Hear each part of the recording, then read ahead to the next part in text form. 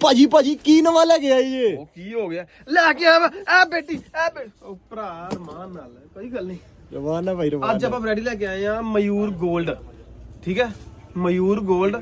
ਅੰਮ੍ਰਿਤਸਰ ਦੇ ਵਿੱਚ ਕਿਸੇ ਨੇ ਪੈਸੇ ਨਹੀਂ ਖਰਚੇ, ਤੁਹਾਡੇ ਭਰਾ ਨੇ ਖਰਚੇ ਆ। ਲੋਕਾਂ ਨੂੰ ਵੈਰਾਈਟੀ ਦੇਣੀ ਹੈ, ਮਹਿੰਗਾ ਜ਼ਰੂਰ ਹੈ ਪਰ ਜੇ ਇੱਕ ਵਾਰੀ ਚਾਈਨਾ ਦੀਆਂ ਚੀਕਾਂ ਨਾ ਕਰਾ ਦੇਗਾ। ਕੀ ਕਰਾ ਦੇਗਾ? ਚੀਕਾਂ। ਭਾਈ ਬੜੀ ਕਾਪੀ ਹੁੰਦੀ ਹੱਡੀਆਂ ਪੇਟੀਆਂ ਖੋਲ ਕੇ।